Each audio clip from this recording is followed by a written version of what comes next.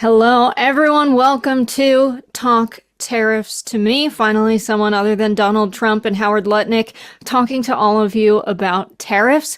We have a really good program for you with some special guests, Senator Elizabeth Warren and Chris Murphy, here to break down a lot of what's going on with tariffs. We also are going to be joined by Roxane Gay, Sara Mora, and Dominique Broadway. But basically what we're dealing with is Trump promised these tariffs. He also promised that prices would go down, right? He was always talking about groceries. And what we're really seeing is this economic plan, which largely relies on tariffs to bring in money by the External Revenue Service.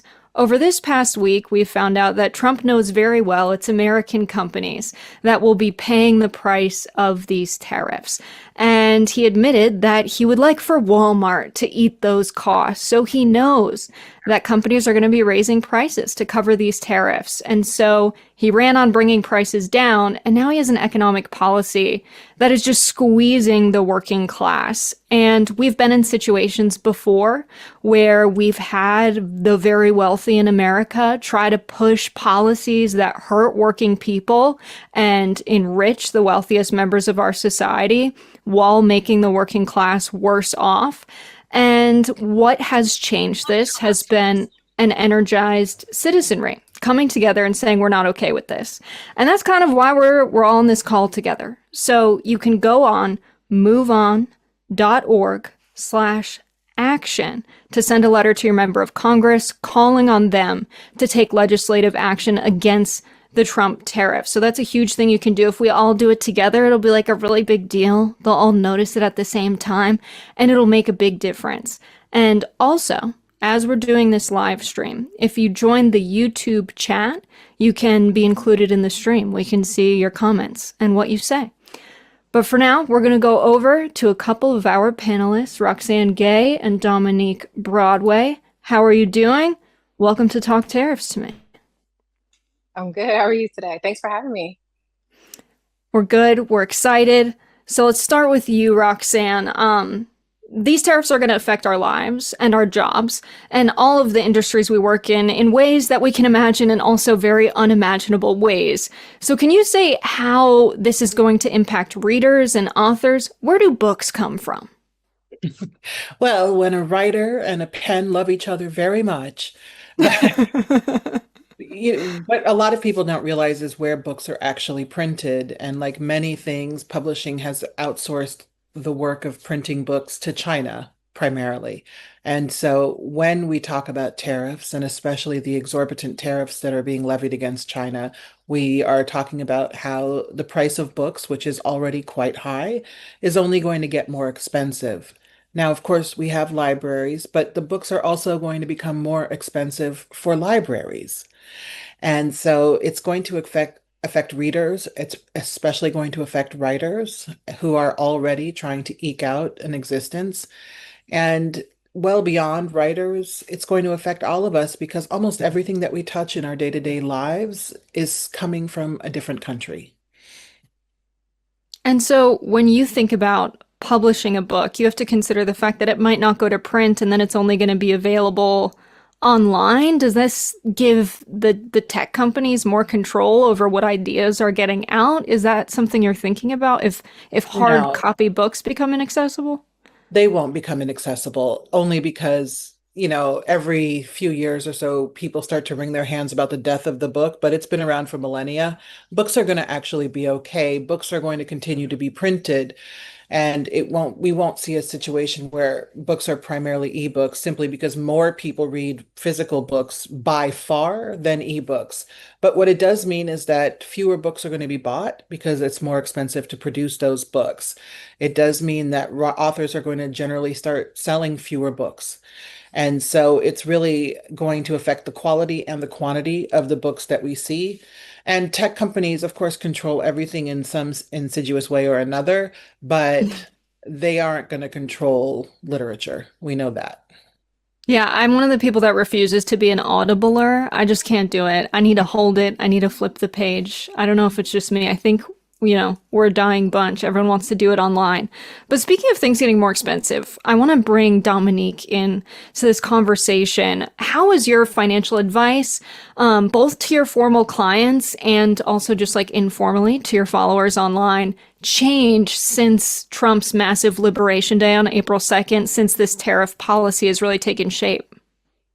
Yeah, well, first up, don't be too hard on the Audible book. My book is on Audible, but I'm the person that literally will purchase a hard copy of the book and still listen to it on Audible because it's supposed to be like a hack to absorb the information. So, we still need our Audible books. But yeah, so essentially what I've been telling my community is that, tariffs for a lot of people, they feel like it's something that only economists need to worry about. And that's not true, right? They actually will hit all of us like in our wallets directly. So since Trump's tariff policy really started making headlines, I've had to kind of shift the way that I talk to my community and basically breaking it down like this. Like, hey, tariffs are basically a tax on imports. And when companies pay more to bring stuff in, guess who ends up footing the bill? Us, right? So prices go up, inflation sticks around, and that really changes how we need to move with our money. So I've basically been doubling down pretty much on two areas or two things. So one, education for sure, and really just helping people understand how global policy actually impacts their everyday life and investment. So I'm not just talking about like the headlines, but really connecting the dots between tariffs and higher grocery bills and all the other things we pay for, and also why certain stocks might be struggling as well as a result of the tariffs, and then also diversifying. So I think the diversification, really emphasizing that, like if you're only investing in companies that are super heavily exposed to these tariffs, then you are going to be taking on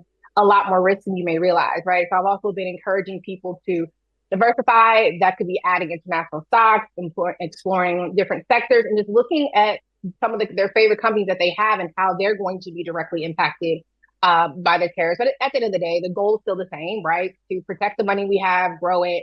And, we can't control the policies, but we can really, try to control how prepared we are when these shifts do change.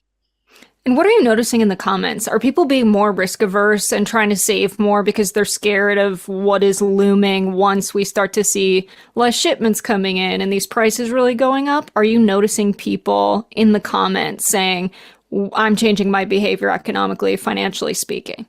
Yeah, yeah. People always kind of joke about like the eggs, and that's not even being imported in, but like, that has already been a thing. But no, I definitely have seen people saying like, "Hey, I'm cutting back in certain areas," or I've already seen the cost of things going up. And I think the biggest thing I've been seeing a lot, Jessica, honestly, is business owners saying that they're already seeing how this is going to affect their bottom line. And some people are like, "Hey, I was launching this thing, and I decided to pause until this tariff stuff figures itself out because there's not going to be any profit for us, or we're not going to be able to charge these inflated prices to our ideal customer."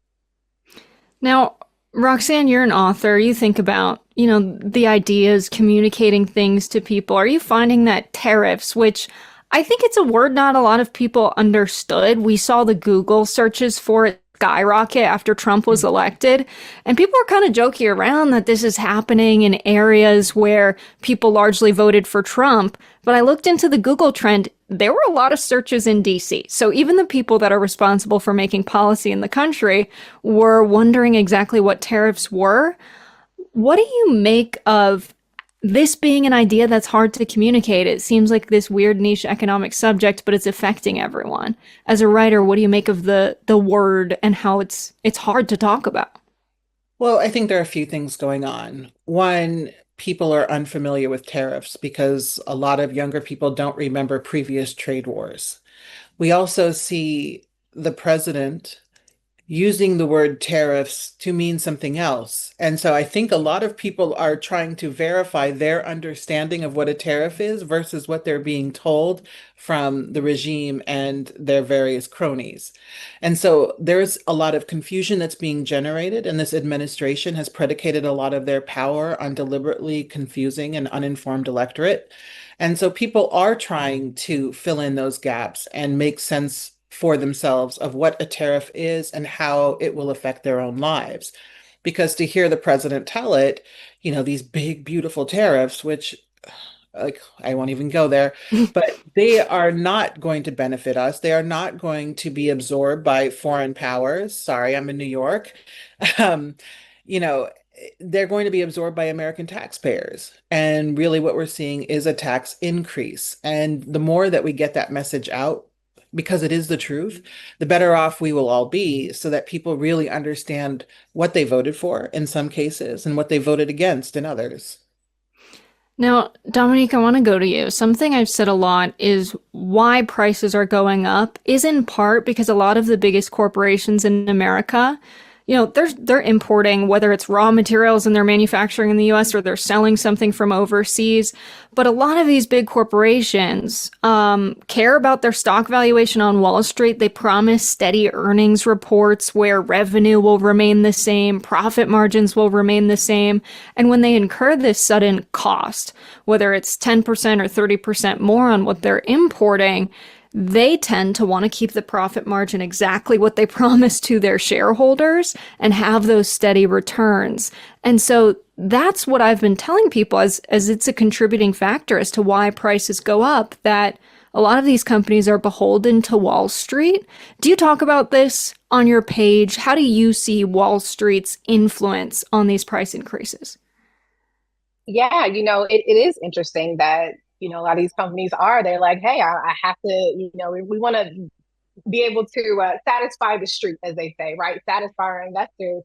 And so it's something that I think a lot of times the average everyday person that isn't like obsessed with the stock market like myself doesn't really truly understand, right? So when these earnings reports are coming out, it's been really interesting as we're in Q2, but hearing the Q1 earnings reports coming out, and they may say, hey, we had a great earnings for Q1, but our outlook for the next quarter is bleak. And that is because of the upcoming tariffs. And I think that it kind of helps to the way I try to explain it to people. Now you understand that, yes, Q1 may have been great profit wise for this organization or for this company, but the CEOs are concerned about their future profits, So I think that the relation between the two is going to be interesting. But that's also, as we're saying, Jessica, that's why the cost will typically get passed on to us, the end consumer, right? And so now the end consumer, now we have to pay the 20% more, et cetera, to try to help the companies keep their profit margins. But however, then that could also obviously lead to a reduction in sales overall. So it really won't pan out, right? Unless they're normal everyday essentials that people just absolutely cannot purchase or, cannot live without, I would say. So yeah. I talked to one investor who said the day after Liberation Day that many people were liberated from a chunk of their 401ks. Can you talk about what it was like that day, the impact on the stock market of this crazy Listen, announcement? yes, I was like, what? Just watching the net worth drop, my net worth drop, my daughters who are 3 and 5, their little net worth were dropping. It was really interesting just to see like this impact.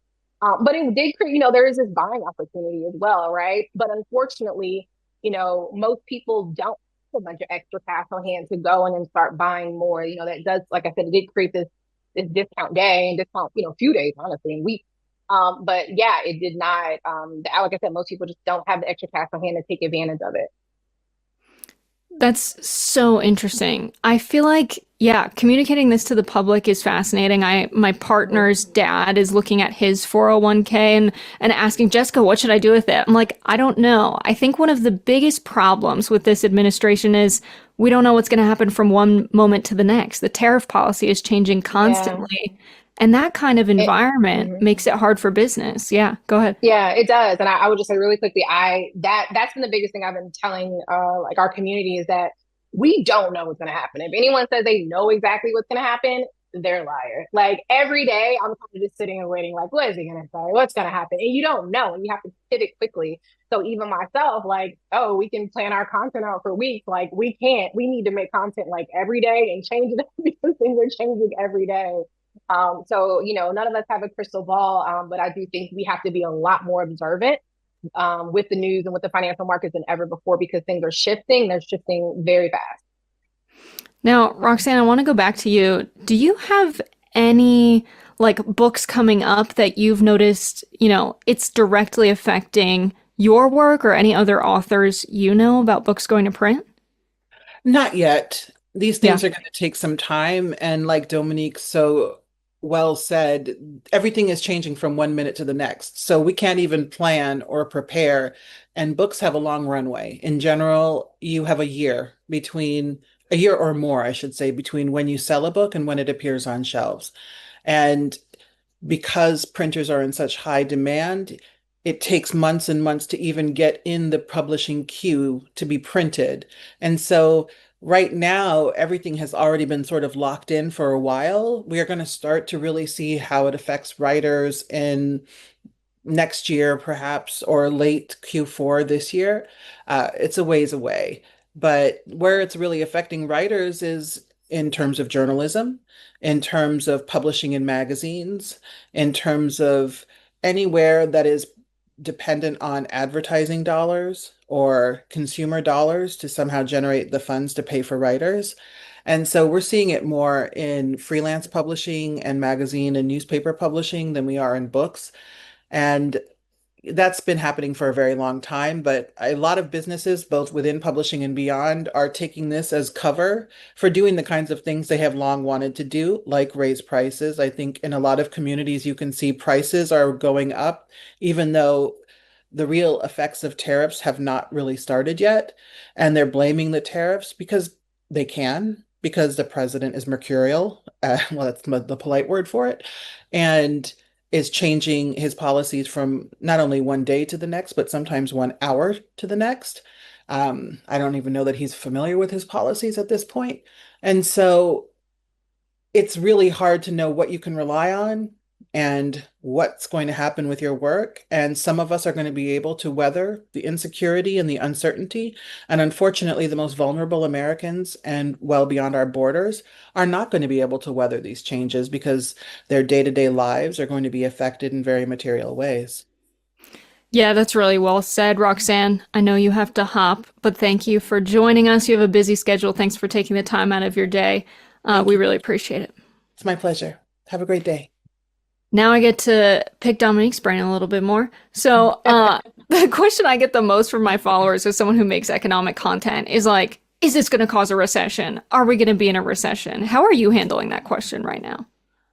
Well, I unfortunately have had to often say I don't know, and it's so weird. Yeah. You want to be like, oh, I'm an expert. It's like, I really don't know what's going to happen, but I do know that we've obviously been through, in my life, been through a recession before, and I think my biggest thing is we don't know what's going to happen, so let's be prepared, right? So even if a recession does occur and things, start to take a hit, if we're prepared, it won't matter as much, right? So I always say just like don't continue on as normal. You are going to have to make some shifts. That may mean, reducing some expenses. That may mean, really evaluating where is your income sources. Do they need to be increased or shifted?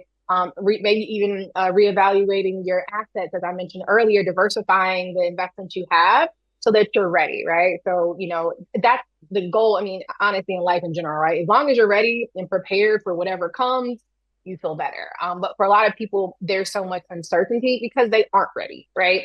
A lot of people are still rebuilding from COVID and all the various things that are constantly happening in life. And so I think that that's a lot of the fear where they're like, we're just really bouncing back from this last pandemic and all the things that happened.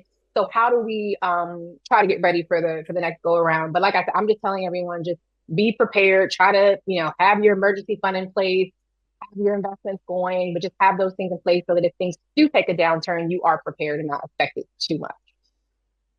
Something I think a lot of people think about is we're about to have Medicaid potentially cut, SNAP benefits, all these social programs people rely on.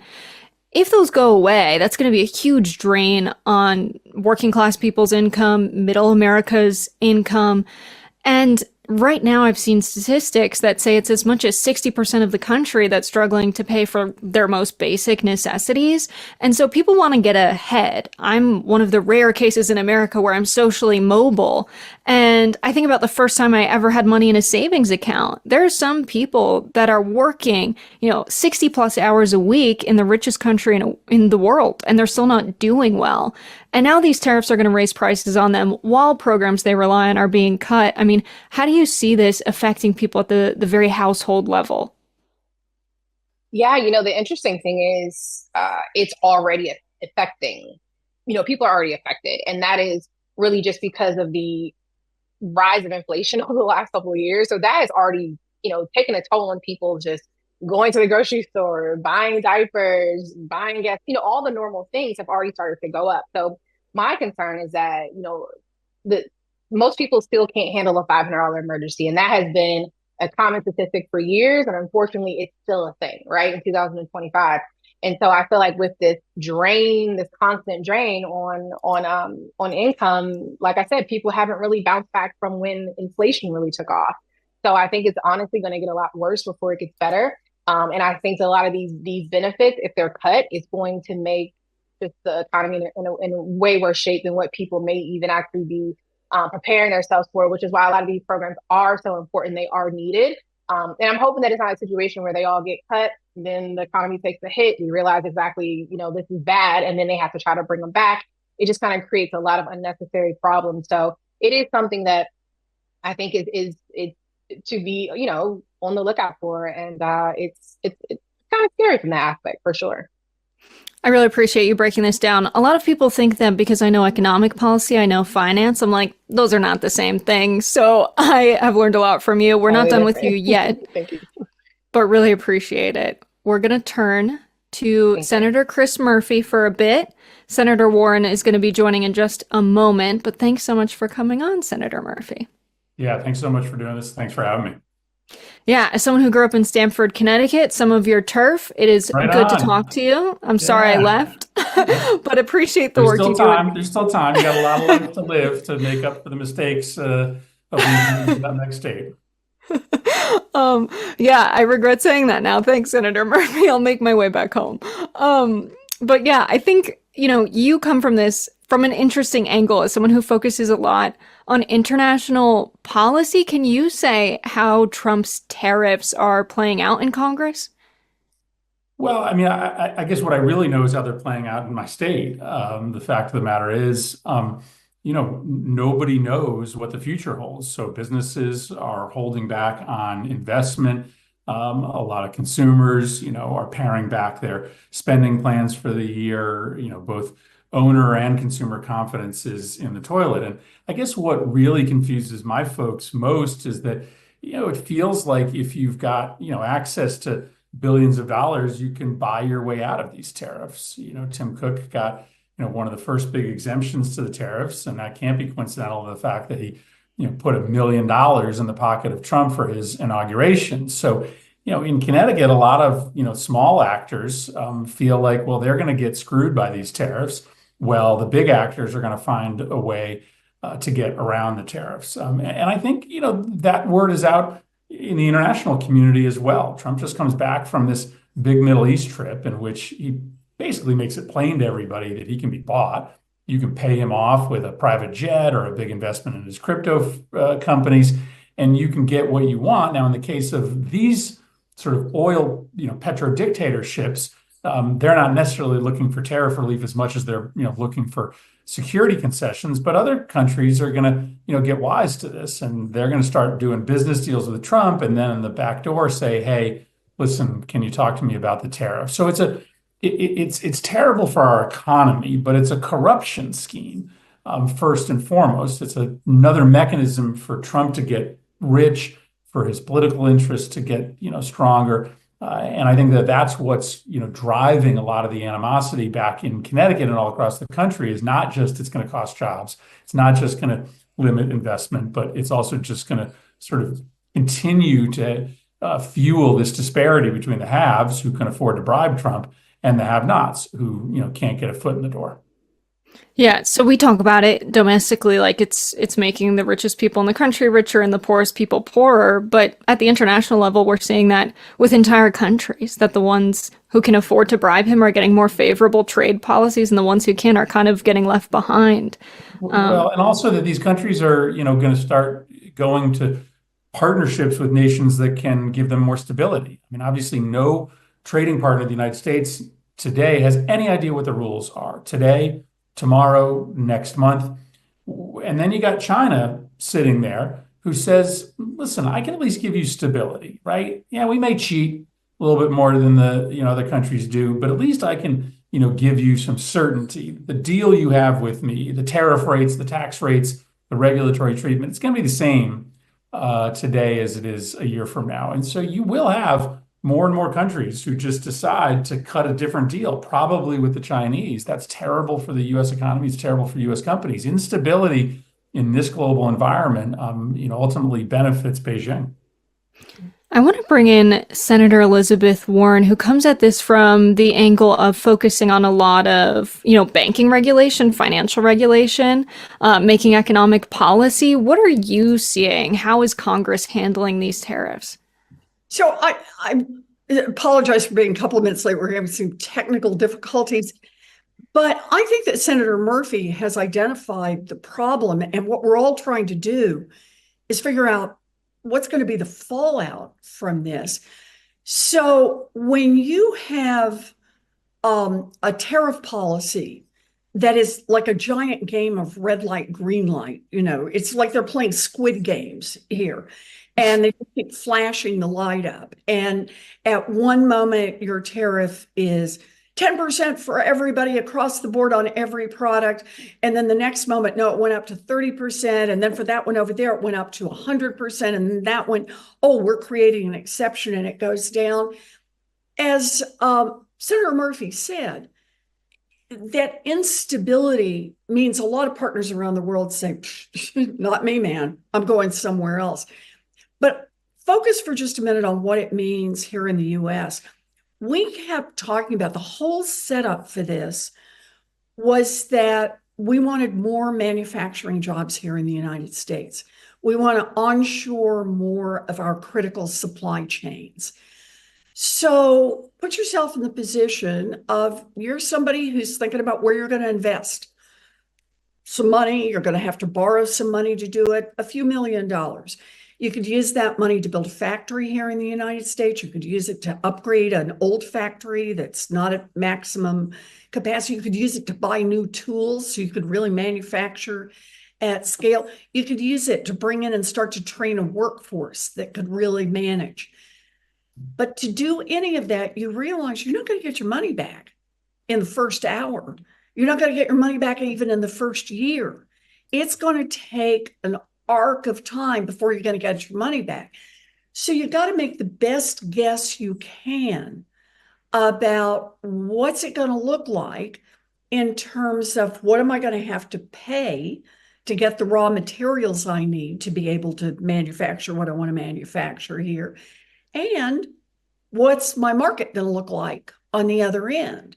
And what Trump has said is if any part of your trying to make this thing involves reaching out overseas and bringing that stuff in, and that means anything from raw materials to a particular chip to precision tools, if you have to bring that in from somewhere else, when you get ready to bring it in, your costs may be here, or then again, they may be here, or then again, they may be here, or they may be back down here. Nobody can plan around that. And as people in the manufacturing industry say, you're only as strong as the weakest link in your supply chain. It doesn't do you any good to have 99% of what it takes to build this thing if the critical chip that you need isn't there. So that's on the front end. Same kind of thing happens on the back end. If there's a reciprocal tariff, a retaliatory tariff, where the place you were planning to be able to export to says, man, we're not letting stuff come in from the United States because Donald Trump has slapped a 10%, 30%, 100% tariff on us, then your whole plan for how much you were going to spend to make this and how much you were going to be able to sell it for has just turned upside down. The reason I know all this is because I literally am getting the calls from modest manufacturing outfits in Massachusetts who are telling me, some are saying they're screwed on one end, some are saying they're screwed on the other, and the calls that are the most frantic say they're screwed on both ends. And the reason I identify all this is not helping us build a stronger economic future. It literally is like taking an axe and chopping down whatever future we might have had in this area. And that's true. These are just truths about how it works. Whether you're trying to manufacture machine goods, automobiles, or you're trying to manufacture drugs here in the United States, bring that onshore, manufacturing the pills that we need, the heart medications that we need, the antibiotics that we need. So what Donald Trump is doing is making the growth of our economy much harder. He is actually pressing down on growth. Now, think about what that's going to mean for the American family, because this is where you get right into the heart of the stuff I do. And that's going to be fewer people with jobs. We get that. That's going to mean when you get fewer people with jobs, wages do not keep climbing. Wages either flatten or start to go down.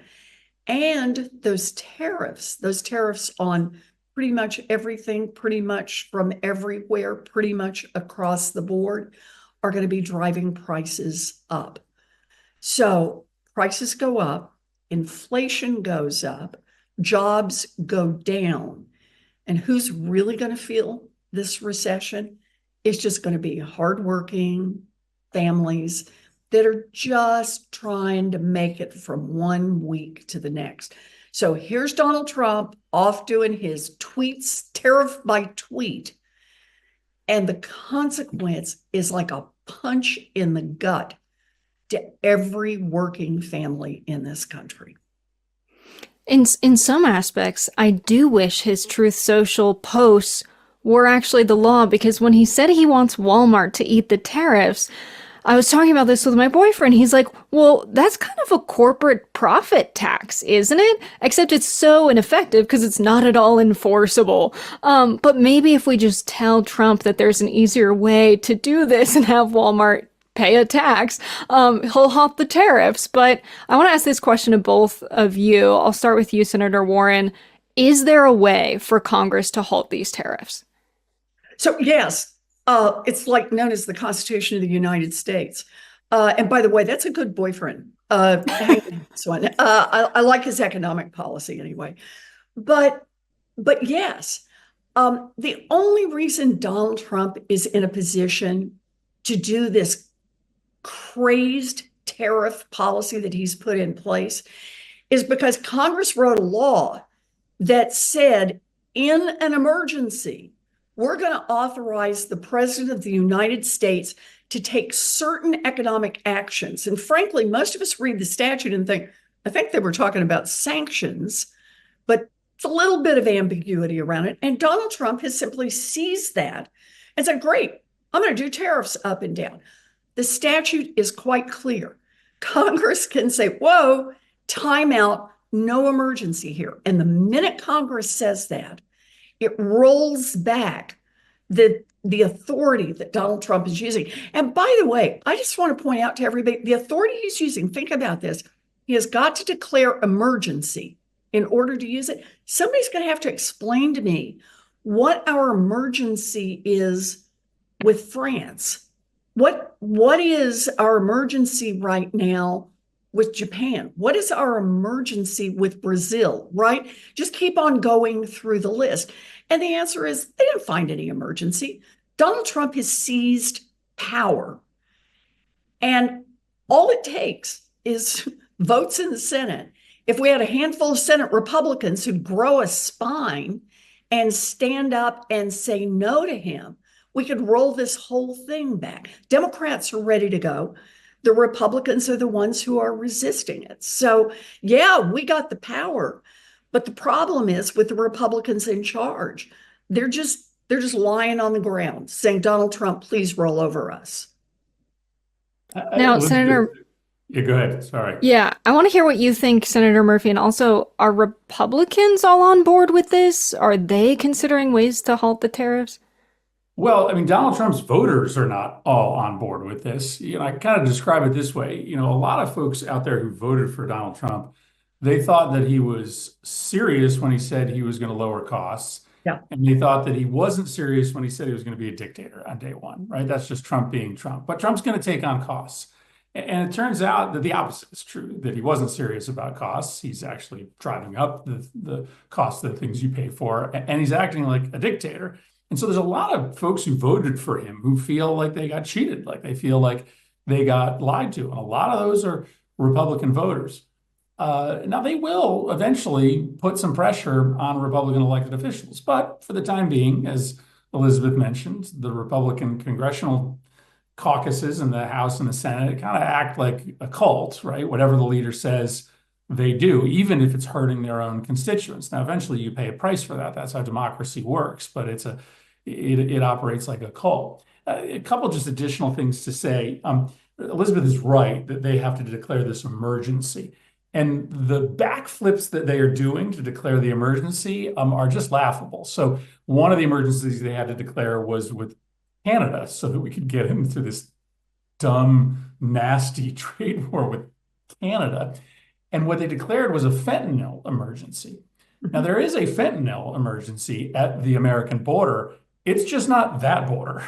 It's the Southwest border. Less than like 0.01% of the fentanyl coming to this country comes through the Canadian border. And so, they really can't come up with any of these justifications. It doesn't even pass the straight face test. The last thing to say is just on your Walmart point, right? Because this is going to start happening more and more. Walmart makes this big announcement, and that in some ways creates a permission structure for a lot of other big retailers to start passing along costs. And what we know is that there is a world in which targeted tariffs can work, but they have to be paired with two really important policies. One, domestic incentives for manufacturers, because you can't just create some of these industries out of whole cloth. The tariff alone won't do it. You have to have a little bit of incentive, industrial policy. And second, accountability for the corporations to make sure that they don't price gouge. The recent history of tariffs in the United States is one of corporations passing along the tariff plus, because they see it as an opportunity to just pad their profits. This is what the washing machine industry did in Trump's first term. He put tariffs on washing machine imports. The washing machine industry passed it along, and an extra 50%. Just because they could. And so we're seeing already Walmart signaling prices are going to go up. You're going to see other retailers saying prices are going up, and they're not just going to pass along the tariff. They're going to pass along the tariff, and they're going to take advantage of the moment to make their shareholders even richer. So the corporations, in the end, many of them will come out fine here, and it'll just end up being the consumers and the overall health of the economy and families that are hurt. So for the time being, we have the tools to stop these tariffs, but until Republicans really feel the heat to break from their cult-like, daily actions, it's going to be difficult. And we just got to, sort of watch these price increase announcements closely, because there's going to be a whole bunch of gouging, and it's not going to be the Trump administration that's going to do anything about it. It's going to have to be, Democrats and activists and families out there who call out that gouging when they see it. Now we get to do something fun. We're going to bring out all of our panelists. So Senator Warren and Dominique will be back. And we're going to go through these rapid fire questions. The first, I'll start with you, Senator Murphy. Which price hike as a result of the tariffs concerns you the most? Oh, I mean, listen, they all concern me, but, any price hikes on sort of essentials, food and medicine, the things that keep people alive, that's going to hurt the hardest, because that's lives at stake. That's just not livelihoods. Mhm. All right, Senator Warren, what say you? What price hike are you most concerned about? Oh, I'm with Senator Murphy on this one. This is what worries me the most, is that it starts hitting, for example, groceries. What are people going to do? They still have to eat. And so they try to take it from every place else. And can I just add one? I just want to add one more turn of the crank on this. I went over today and met on the steps of the Capitol with a bunch of the fired federal workers, and just went around the group and was just asking, so what work were you doing? There was somebody there from the National Institute of Health who was talking about the work that she was doing. One of the people I asked was a man who said, oh, I'm one of the people who checks produce that comes in from other countries to make sure it's safe and doesn't have listeria and other things that make people sick. I mention this because it's not like changing the tariffs is happening at a moment when at least everything else is steady. You're firing the people who do the inspections at the same time. Those things are going to hit together in ways that can be even harder on families. You cut the number of people working at the FDA. Where are the rest of the food inspectors? Where are the pharmaceutical inspectors? Where are the people who make sure that when you take that little white pill, it exactly is the antibiotic that it's supposed to be, and it was manufactured under clean circumstances, and that it is safe for you to take? So the tariff chaos is coming in on top of a lot of chaos around what's happening at our ports, what's happening in inspections, what's happening in trying to keep the trade system working in a way that's safe for families. So I'm just going to layer on to the point that Chris made, and that is what really scares me is around food and medicine more than anything. And then if I can have one more, it's around building supplies. We need more housing in this country. We need the stuff for repairs when hurricanes hit, when things fall down, when there are tornadoes. You start putting tariffs on all of that. And again, it means getting shelter over your head becomes even more expensive. And what was already a crisis becomes a crisis that literally costs us lives. So this is really big. Now, before you hop on a plane, Dominique, I'll ask you, how many Barbies is the appropriate amount of Barbies for an American child? Well, listen, I am a mom to amazing 3 and 5-year-old toddlers. So of course the answer is there's no limit. It is not a list. There's no such thing as too many Barbies, right? And I think that, there shouldn't be a limit on imagination, and the cost of childhood shouldn't be, expensive. It shouldn't be expensive for me. I have 2 kids. I need double the Barbies. I have to buy 2 Chelseas, 2 Barbies, 2 Kens, all the things. So I don't think there should be a limit whatsoever. Dominique Broadway. Fun and joy.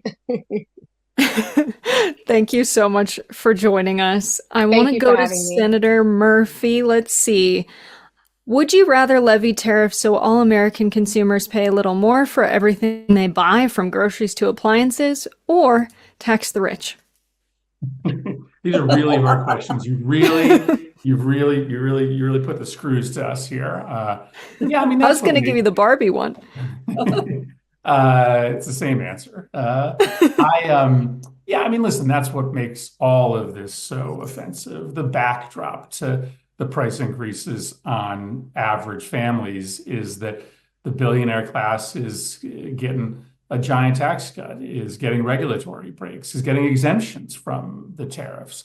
I mean, this story is a pretty simple one, right? This is turning our government over to the billionaire and corporate class, and stealing from all the rest of us. The stealing happens in a whole bunch of different ways. The theft is of our healthcare. This budget bill they're pushing through the Congress is going to rip healthcare away from 13 million Americans. The theft comes in corruption. When Elon Musk comes in and gets special access to the data about him and his competitors, well, that's not a competitive economy. You're stealing competitiveness. You're stealing opportunities from the folks who don't have the access that Elon Musk has. And then the theft comes, when they are driving up prices for, regular families.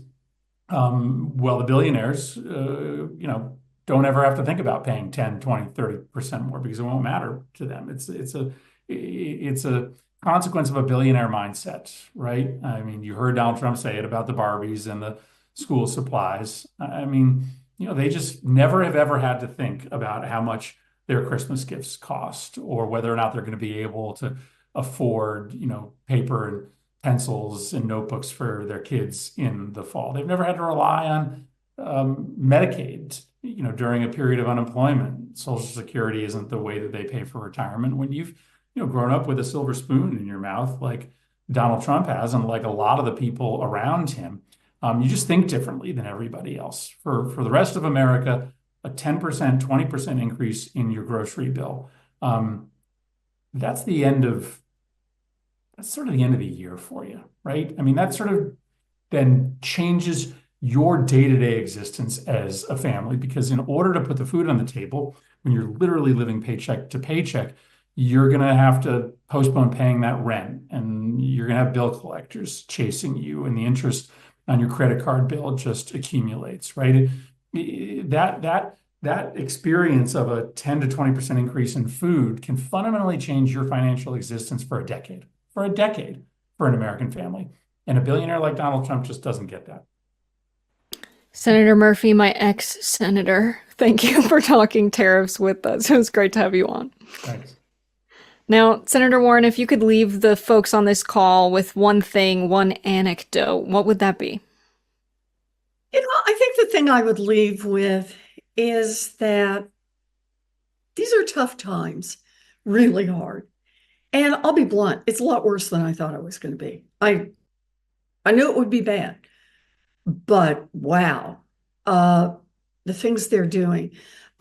This tax bill, for example, that they're rolling forward, you get a real insight about what happened, because when did they set up their vote? 10:30 on Sunday night, prime time for people watching. And they've set up the next vote as they move it forward for 1 a.m. on Wednesday. If you're really proud of what you're doing, you turn the lights on. You try to do it when you can let a lot of people participate.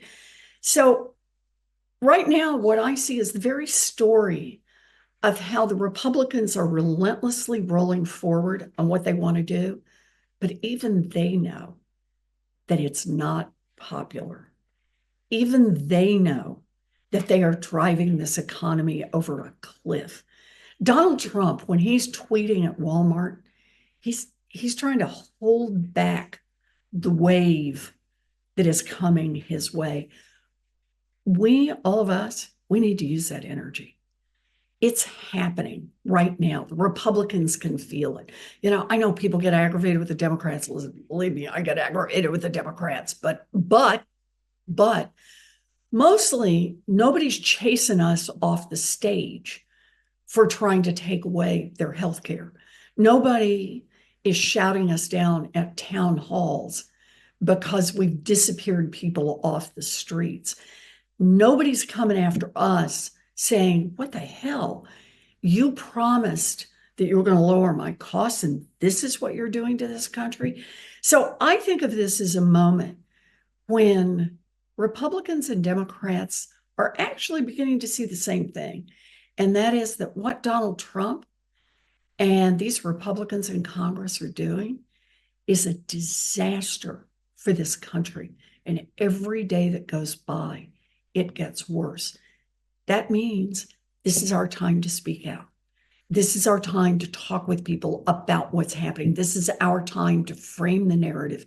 This is our time to stay in the fight, because right now is when we make clear that everyone understands that the reason those prices are going up, Donald Trump. The reason that people are staring down the barrel of losing health care for little babies, for seniors, for people with disabilities, is Donald Trump and the Republicans in Congress, all so that they can hand this country over to a handful of billionaires. For a long time, people have talked about Democrats aren't clear about their message. I got to say, right now, all we got to do is tell the truth. Republicans have made clear what they're doing. Billionaires win, everybody else loses. That's what the Republicans are driving, and that's what we need. That's the story, both in the specific and the general, that we need to be out there telling every day. Senator Elizabeth Warren, thank you for talking tariffs with us and learning how to use a Wi-Fi hotspot to do it. We really appreciate it. Thank you. It's always good to be with you. And Senator Warren is absolutely right. But the good news is there's a hell of a lot more of us than there are of them, which is why we're asking everyone to go to moveon.org/action. Send a letter to your representatives calling on them to take legislative action against these Trump tariffs. Thank you all for joining the call. We will see you next time. We will see you on moveon.org/action.